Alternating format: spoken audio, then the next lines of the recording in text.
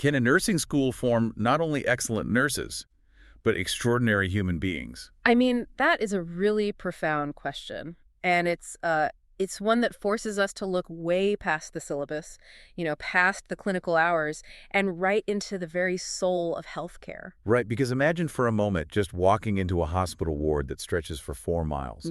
You are stepping off a ship right into the freezing wind. Yeah, a complete nightmare scenario. Exactly. Inside this massive, cavernous building, you've got 500 men bleeding out. Cholera is just rampant. Gangrene is rotting away limbs. There's no sanitation, no running water at all. And you can't even get basic supplies. Right. You go to the hospital administrator to ask for, bandages and clean shirts, and he refuses to unlock the supply closet.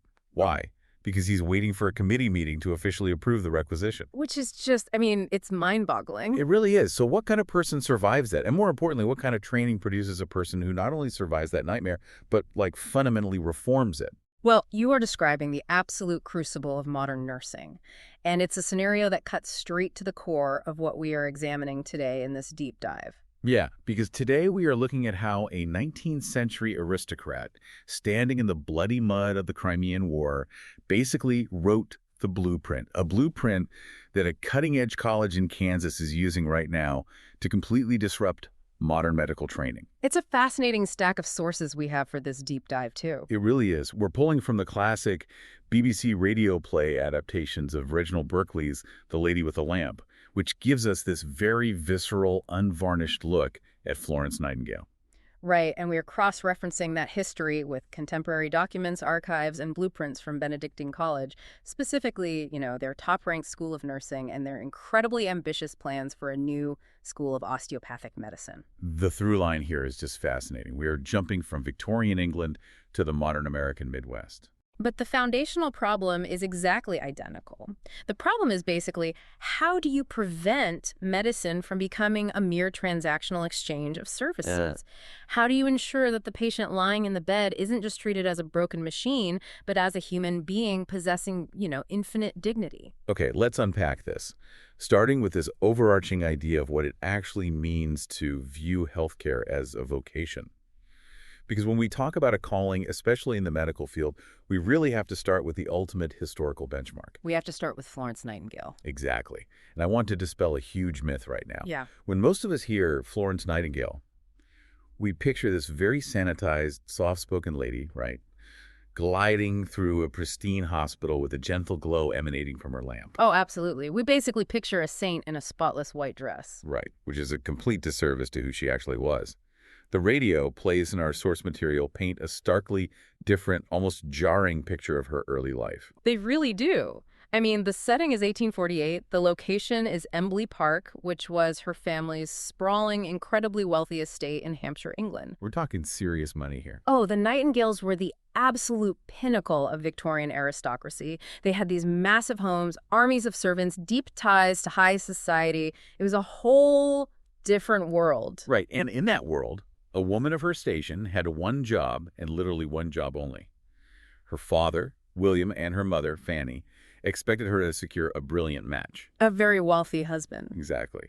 She was supposed to marry a quote-unquote Prince Charming, become a gracious society hostess, oversee a massive estate, and throw lavish dinner parties. That was the absolute zenith of success for her. And Florence wanted absolutely nothing to do with it. Nothing at all. She viewed that kind of life, a life of idle luxury without a higher purpose, as sheer suicide. She didn't just find it boring. She found it spiritually suffocating. And you have to understand how bizarre her alternative interests were to her family. While she was supposed to be in the parlor practicing the piano or studying ladylike accomplishments, she was sneaking out. Sneaking out to the local villages, yeah. Right. She was nursing the postman's mother, who suffered from severe asthma. She was treating a local plowman who had sustained a massive flesh wound that went right down to the bone. She even set the broken leg of a shepherd's dog named Dandy. Which is amazing. There is a hilarious but also very telling line from the sources where her mother literally accuses Florence of turning their aristocratic mansion into a butcher shop. Which is so dramatic, but it shows the tension. And the family's desperation really peaks when a young, wealthy suitor named Henry Tremaine enters the picture.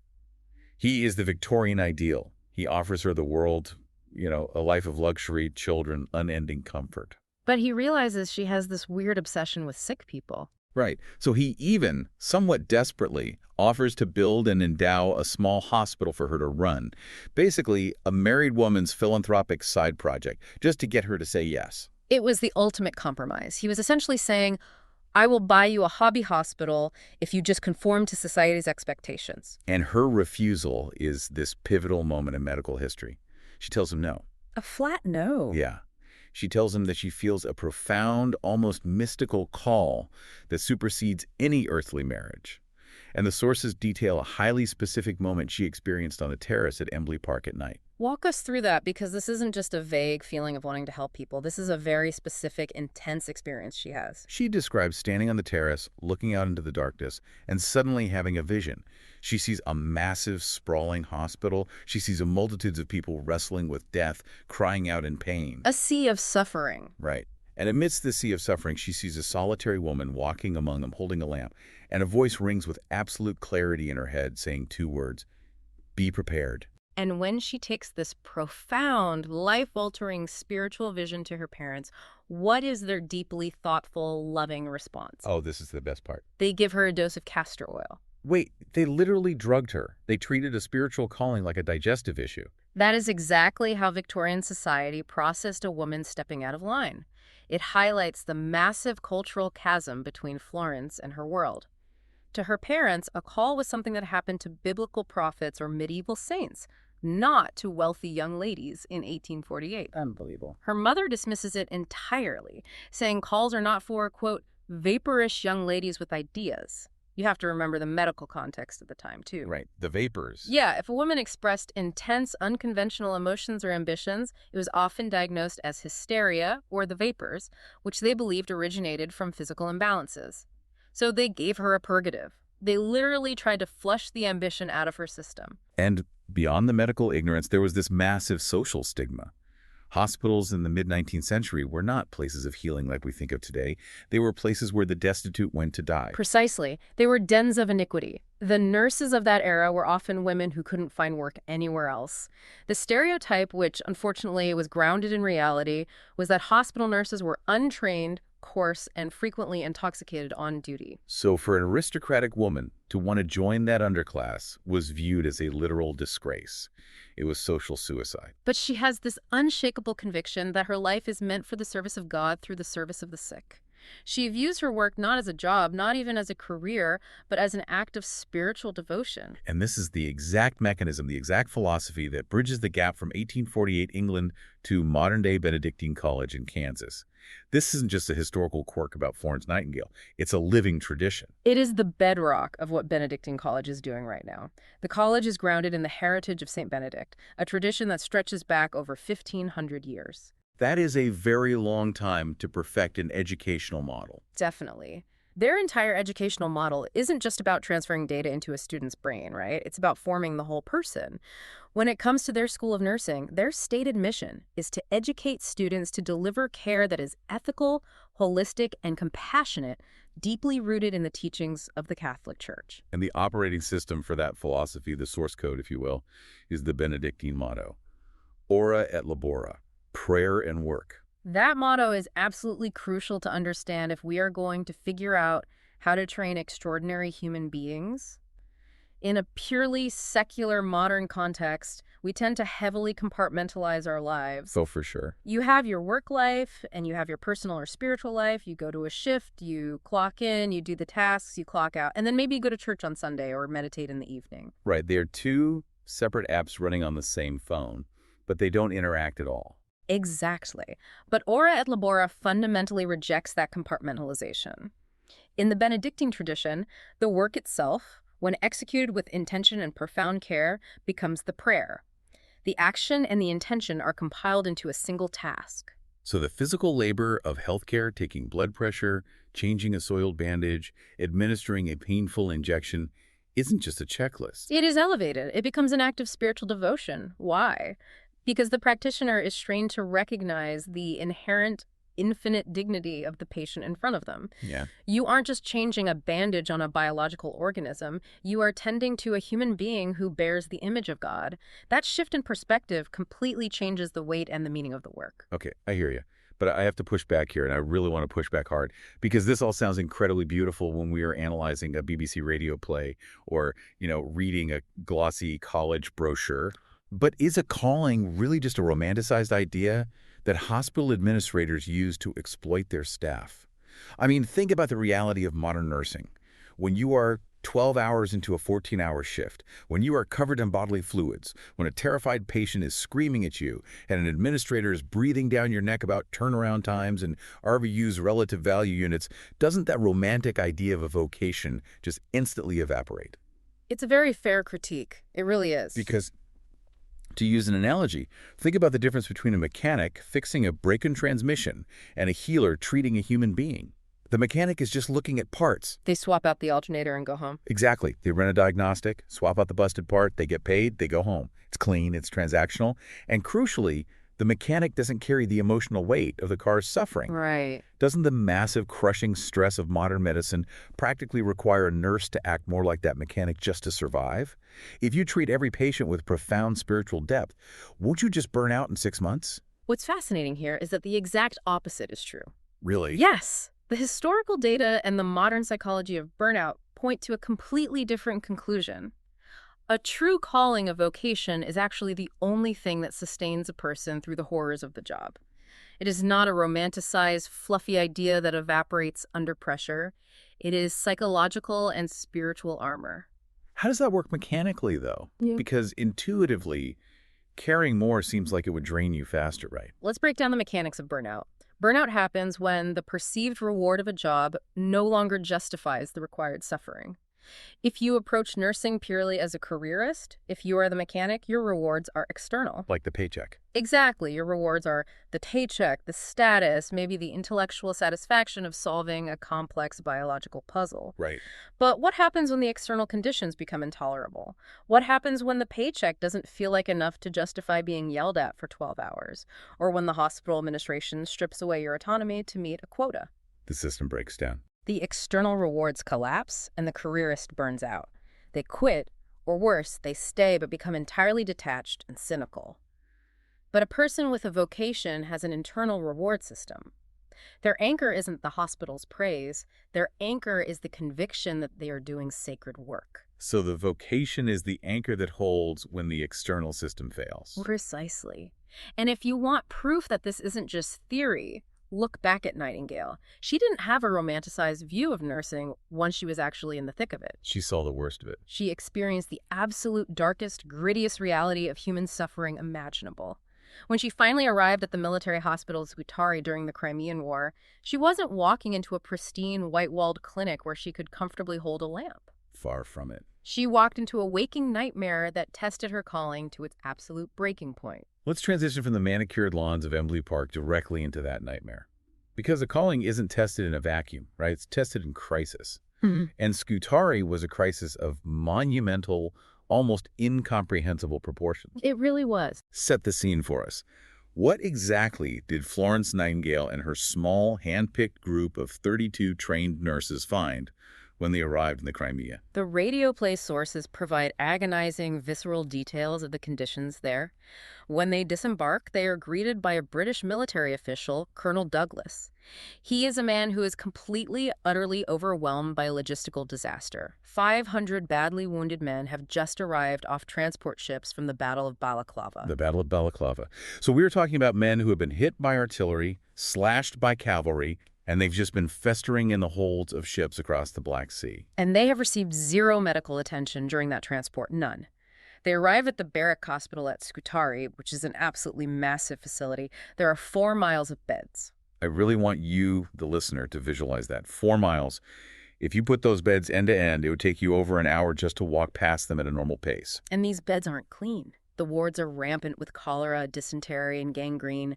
The men are froth-bitten, starving, and lying in absolute, unimaginable filth. It's just horrific. The floors are coated in excrement. The roof leaks. There are rats everywhere.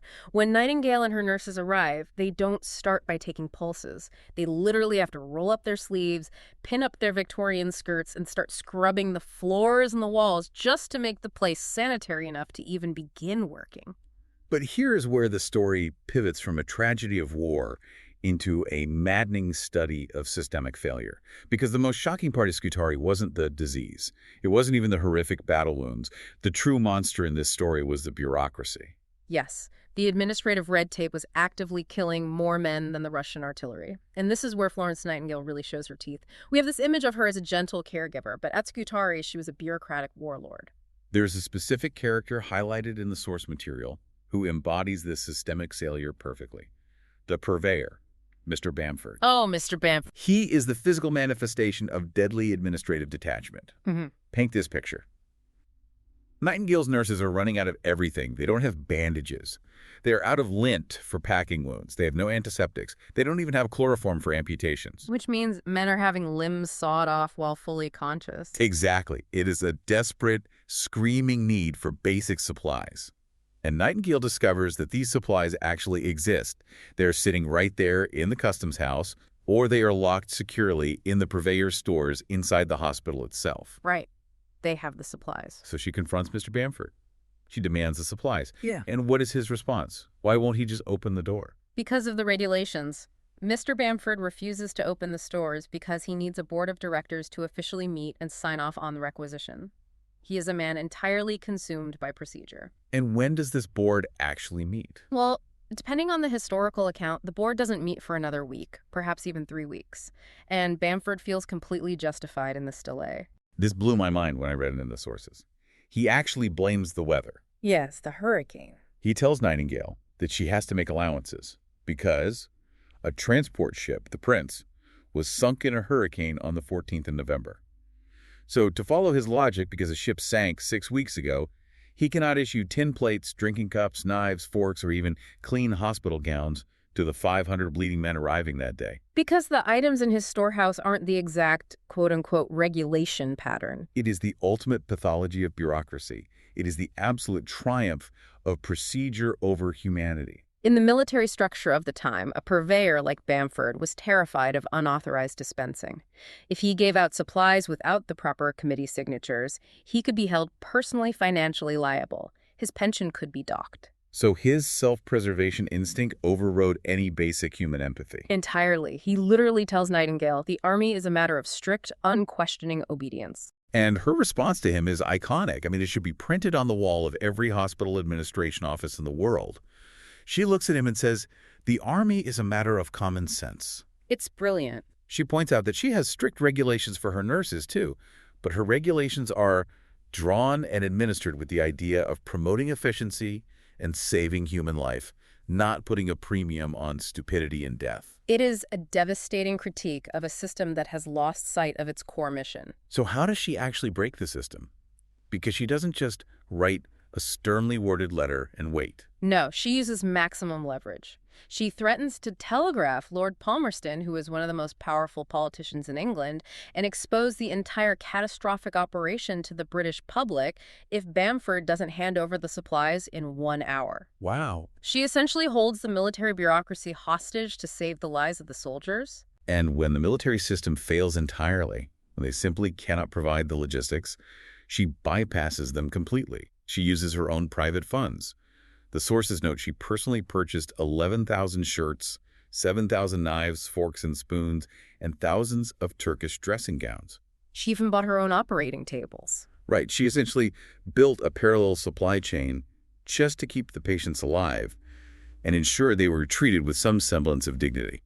This historical battle against bureaucratic detachment is incredibly urgently relevant when we transition back to the modern healthcare crisis outlined in the Benedictine College sources. Because we aren't fighting the Crimean War anymore. No, and we aren't waiting for a committee to unlock the bandage closet. But make no mistake, we are facing a massive systemic breakdown driven by the exact same underlying pathology. Let's talk about the numbers in the Benedictine sources because they are staggering. We hear about healthcare issues on the news all the time, but the sheer scale of the access gap is terrifying. They point out that right now, over 100 million Americans lack adequate access to healthcare professionals. 100 million. That is nearly a third of the country living in areas, often rural communities or underserved urban centers, where finding a primary care doctor or getting into a clinic is a massive logistical hurdle. And the trajectory is moving in the wrong direction, right? The U.S. Department of Health and Human Services estimates a projected shortage of 187,000 physicians by the year 2037.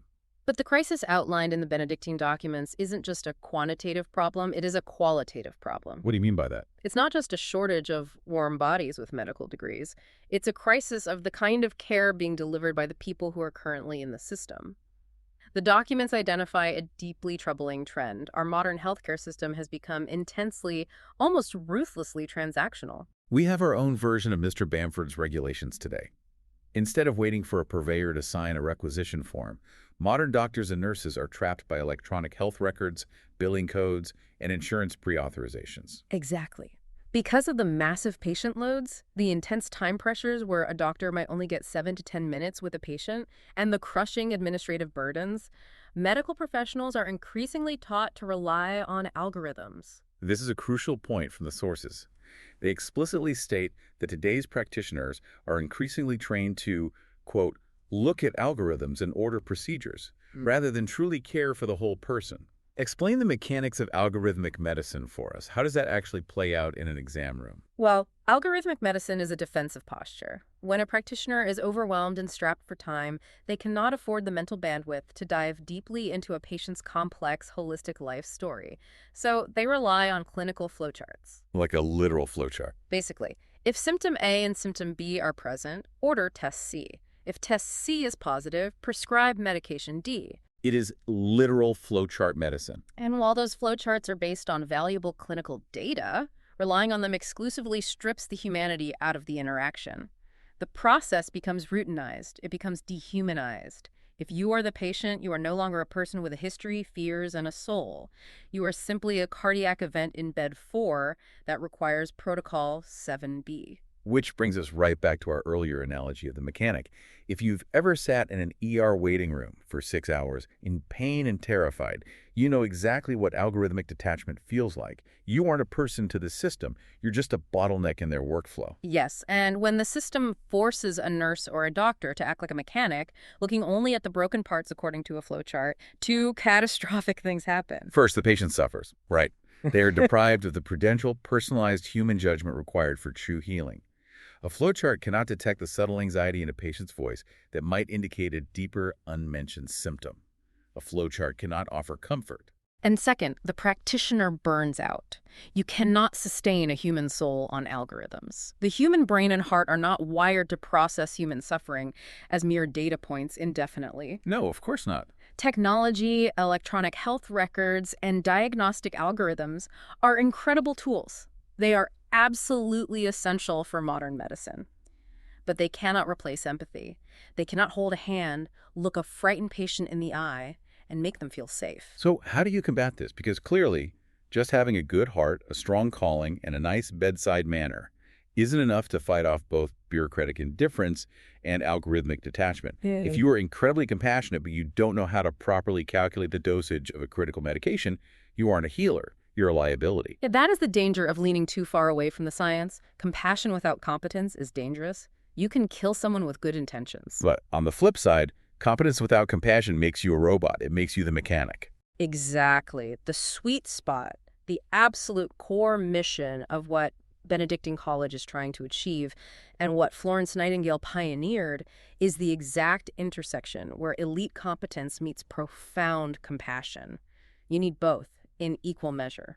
Florence Nightingale understood this deeply. She didn't just rely on her mystical vision on the terrace at Embley Park. The radio play highlights her absolute, singular obsession with being equipped.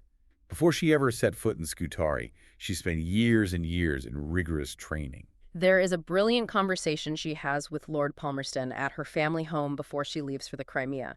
It is a masterclass in realistic ambition. She asks Lord Palmerston, who is a deeply pragmatic and powerful politician, if it's silly for a woman to want an independent, useful career in public service. And he doesn't patronize her. He tells her it's a fine ambition, but he gives her 2 very strict rules for success. First, he tells her, be prepared to wait for it. The opportunity won't come overnight. Second, be ready to take your chance when it finally arrives. And by ready, he doesn't mean emotionally ready. He explicitly means equipped. He tells her, better leave the opportunity and wait for another if you're not equipped. And she took that advice as gospel.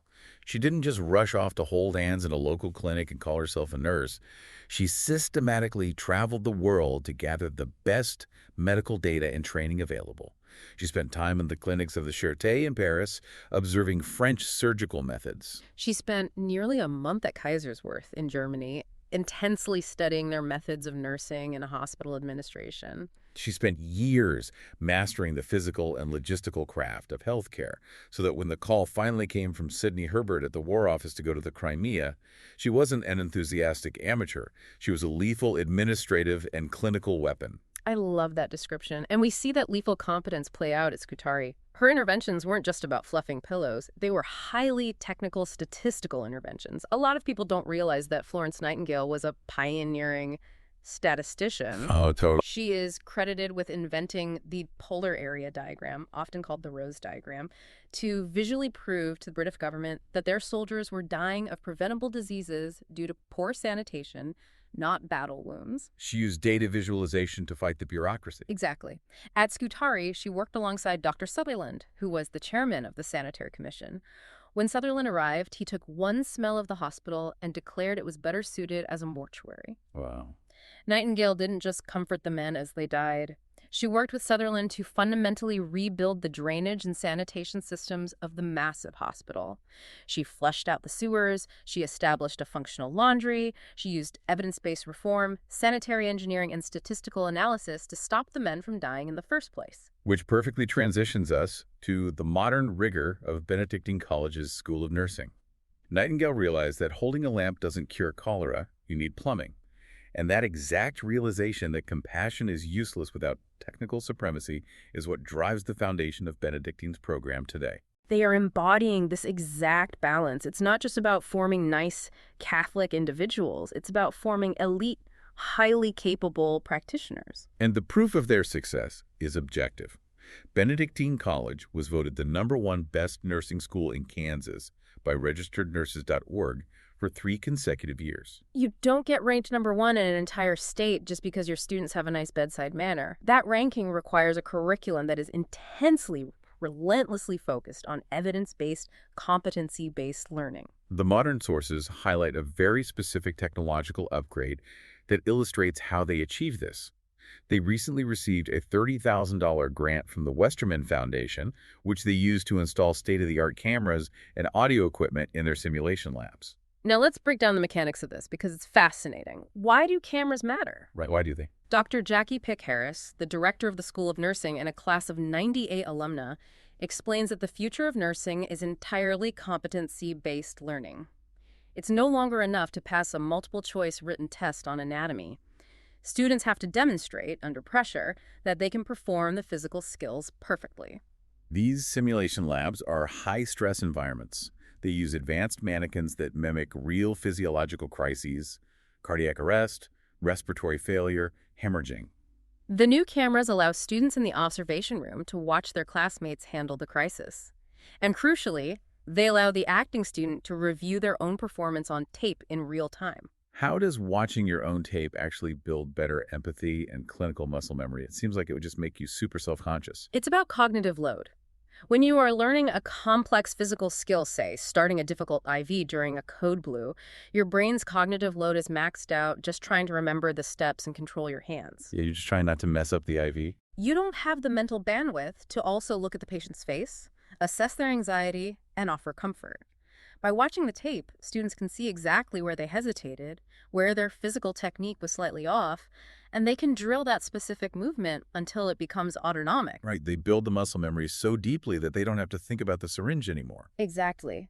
And once the physical skill is automatic, the cognitive load drops significantly. That freed up mental bandwidth is what allows the nurse to look the patient in the eye. Perfecting the technical skill creates the space for the compassion to exist in a crisis. It is elite, rigorous training designed to fuse the mind and the heart. Here's where it gets really interesting, because the origin story of this specific high-stress rigor at Benedictine is deeply surprising. The program was founded in 2010, and the founding director was Lynn Connolly, PhD, RN. And Dr. Connolly was not a cloistered academic. Not at all. Dr. Connolly spent 20 years in the U.S. Army Nurse Corps, eventually retiring with the rank of colonel. She brought a massive wealth of experience in high-stakes, emergency, and medical surgical nursing to Atchison, Kansas. The foundation of this deeply Catholic, compassion-focused nursing school was essentially laid by a military commander.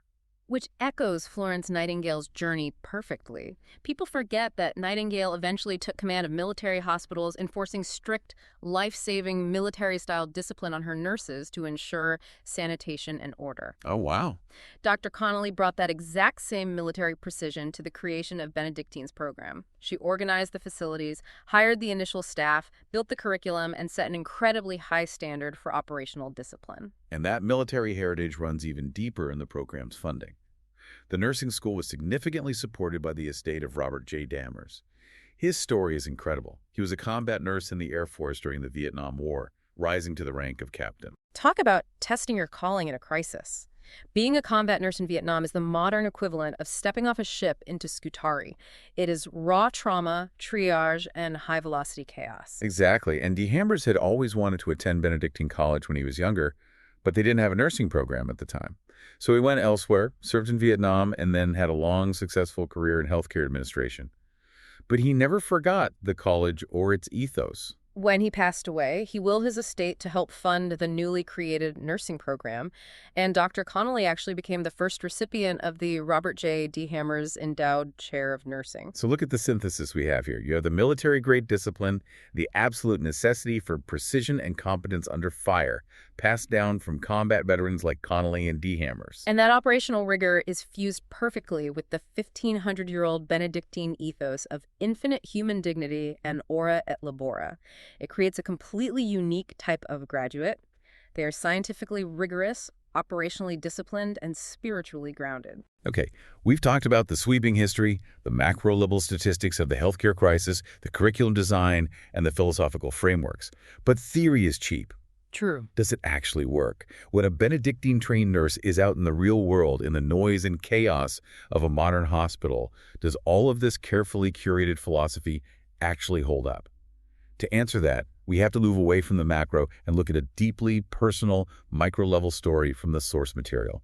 We have to talk about Edith Herbin. Edith Nordis Herbin's story is a beautiful microcosm of everything this educational model strives to achieve, and her roots with the college are incredibly deep, stretching back to the pioneer days.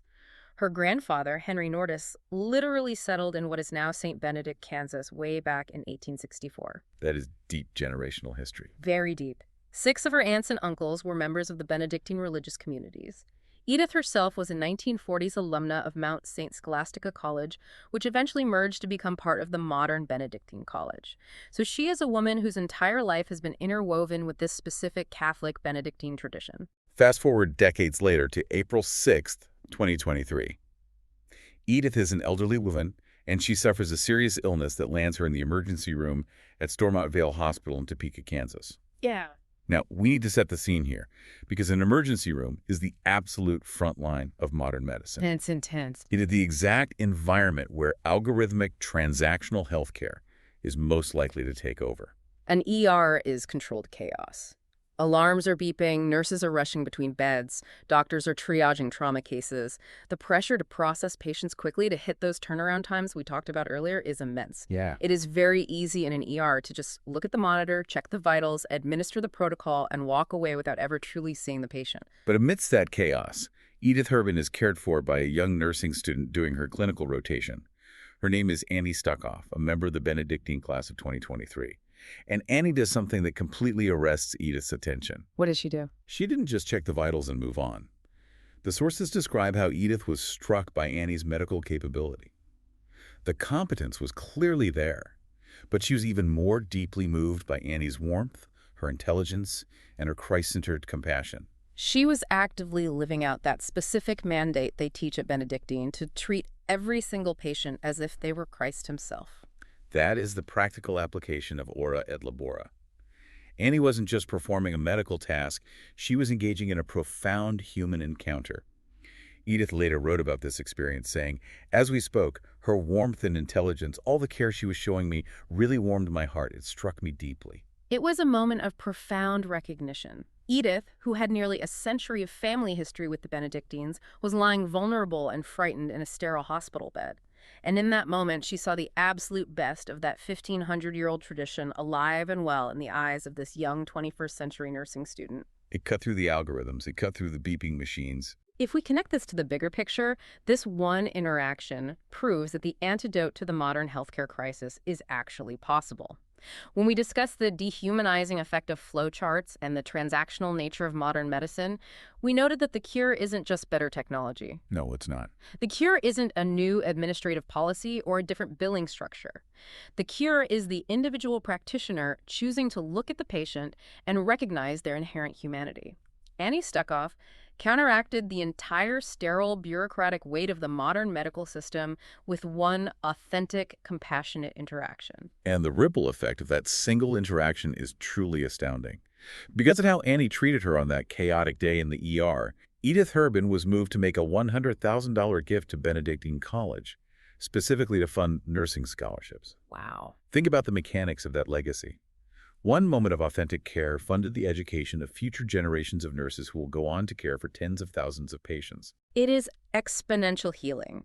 Before Edith passed away in February 2025, she wrote a letter to the future students who would receive her scholarship, and her words are incredibly moving. What did she write? She wrote, "Why you? Well, this world always needs healing, and nursing is the noblest of the healing professions to my mind. Please take the scholarship and finish what you have already begun. Build a life that you are proud of." This world always needs healing. It's a passing of the torch. And it demonstrates that when a nurse is formed not just in scientific theory, but in deep moral character, their impact extends far, far beyond the end of their 12-hour shift.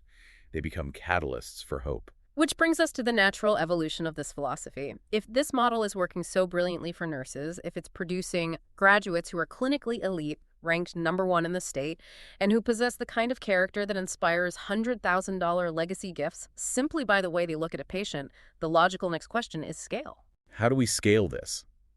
Because a great nurse is essential, but they're still operating within a larger hospital ecosystem. How can this philosophy transform the rest of the medical team? That is exactly the question Benedictine College is currently answering with their most ambitious project to date, the proposed School of Osteopathic Medicine, or the BCSM. Yes, the proposed medical school. And let's be clear about the sheer audacity of this. If you thought building a top-ranked nursing program from scratch was a heavy lift, building a fully accredited medical school is a whole different universe of logistical complexity. It is a massive undertaking. The goal of the proposed medical school is to train 180 new medical students every single year, but their vision is highly specific. They aren't just trying to add more generic doctors to the national pool, right? Exactly. They have a targeted, mission-driven strategy. They want to train these holistically formed doctors and send them specifically into Catholic hospitals across the country, targeting urban centers, rural communities, and those underserved areas where that 100 million person access gap we discussed earlier is most acutely felt. Now, they're specifically proposing a school of osteopathic medicine. For the listener who might not know the difference, what exactly is osteopathic medicine, and why does a DO, a doctor of osteopathic medicine, fit so perfectly with the Benedictine philosophy compared to a traditional MD? It is a crucial distinction that perfectly aligns with everything we've been discussing. A traditional MD or allopathic physician is generally trained to focus heavily on diagnosing specific symptoms and treating them, often with medication or surgery. Right. It is a highly effective, highly specialized model, but it can sometimes lean toward that mechanic mindset treating the specific broken part. Yeah, fixing the transmission. Osteopathic medicine, however, was founded on a more holistic principle.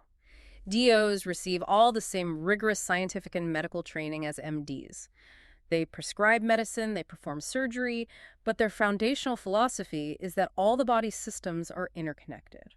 So they look at the whole picture. They are trained to look at the whole patient mind, body, and spirit, and how those systems interact. They also receive specialized training in the musculoskeletal system and osteopathic manipulative treatment. So the very nature of osteopathic training inherently resists the urge to chop a patient up into isolated symptoms or billing codes. It forces the doctor to view the patient as a unified whole. Exactly. Which is why it is the perfect medical framework to map onto the Benedictine ethos. And just like the nursing school, the proposed medical school is being built on a very specific philosophical foundation. The 4 pillars. Yes. The sources outline 4 core values that will govern the formation of these future doctors. We should walk through them because they are a direct, calculated response to the algorithmic crisis of modern medicine. Let's do it. The first pillar is the infinite dignity of the human person. We've touched on this, but how does this actually dictate the treatment of a patient in a modern hospital setting? This is the absolute bedrock. If a doctor truly believes the person in front of them possesses infinite dignity, they cannot treat them merely as a collection of symptoms or a nuisance taking up a bed. It fundamentally alters the power dynamic. The patient isn't just a subject to be managed. Exactly. They are an equal human being to be served.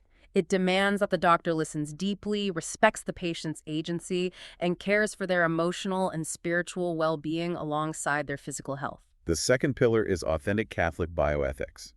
This is massive in today's landscape.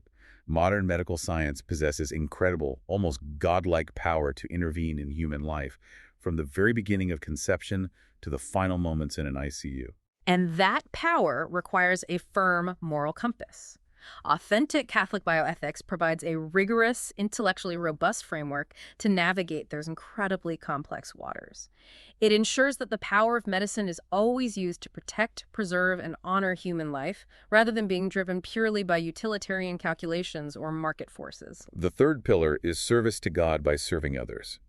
This brings us right back to Ora et Labora. It does. Medical residency and life as an attending physician are grueling.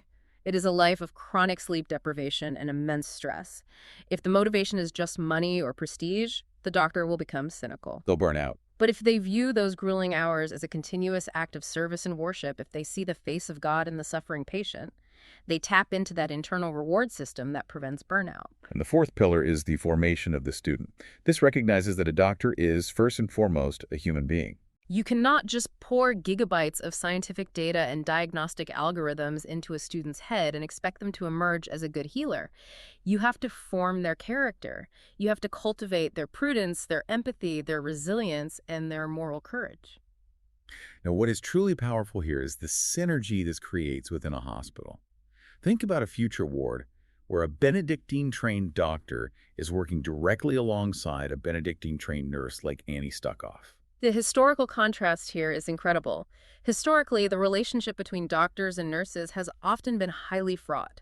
We saw this with Florence Nightingale in the Crimea. She was constantly battling the established medical officers. There's a great example in the sources, actually.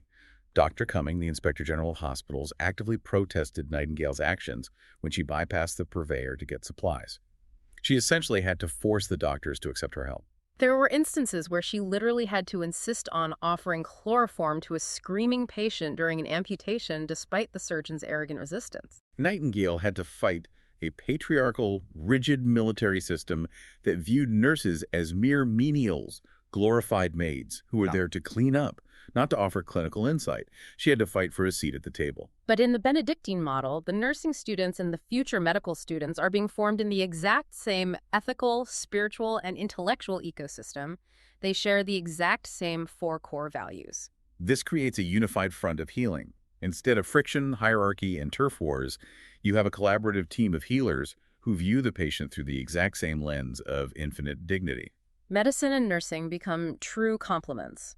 The diagnostic, holistic expertise of the osteopathic physician and the continuous, intimate, vigilant care of the nurse are recognized as equally essential components of true healing. I do want to point out, though, that transforming the culture of American healthcare takes a lot more than just beautiful philosophy, synergistic teamwork, and big prayers.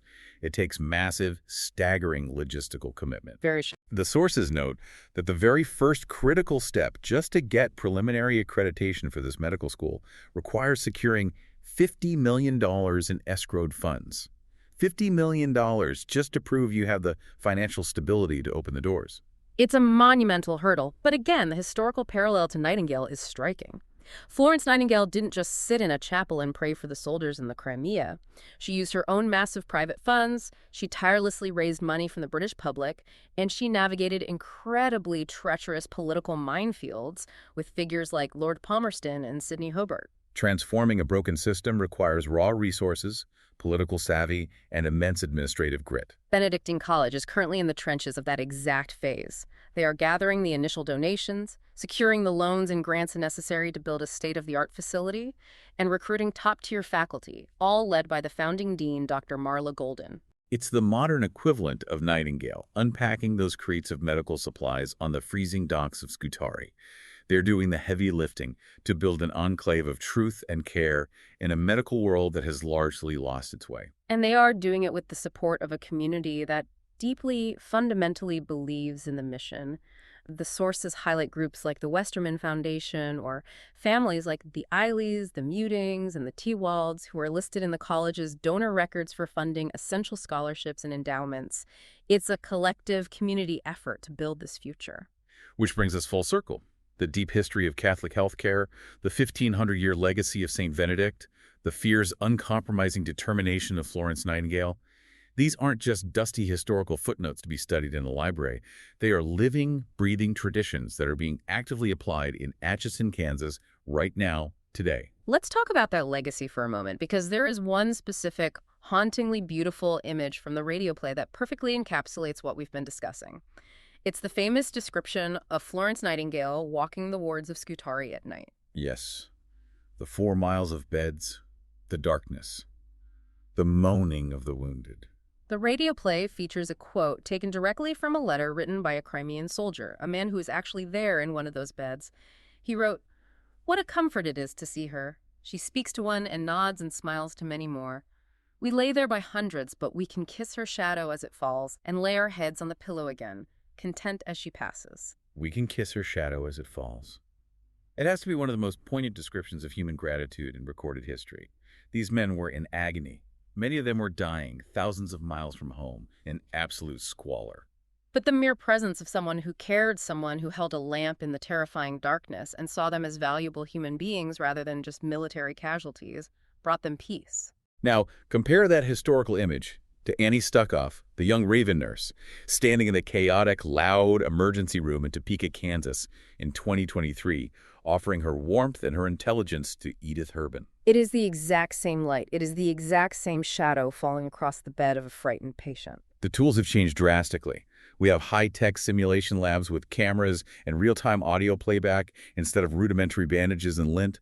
We have complex osteopathic algorithms and electronic health records instead of a desperate lack of chloroform.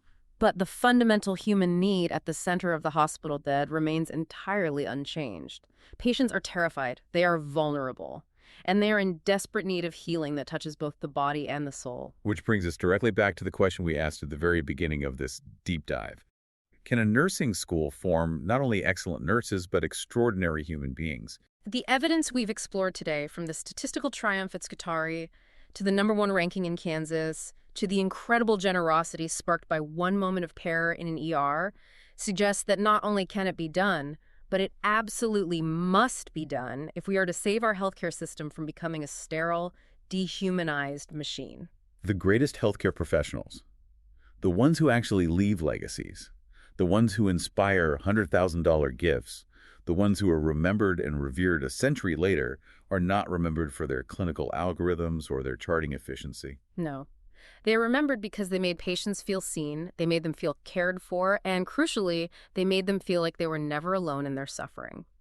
Benedictine College isn't just training workers to fill a statistical labor shortage. They're forming extraordinary human beings who are called to bring hope to a hurting world. They're keeping the lamp lit. So what does this all mean? It means that healing is ultimately a reciprocal act.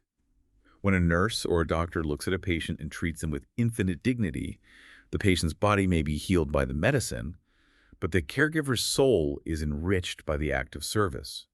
It elevates both of them above the machinery of the modern world. That's beautifully said. As you go about your week, I want you to consider this. Who in your own life has provided you with that kind of transformative lamplit care in your darkest moments? And more importantly, whose shadow might you be called to cast your own light upon today?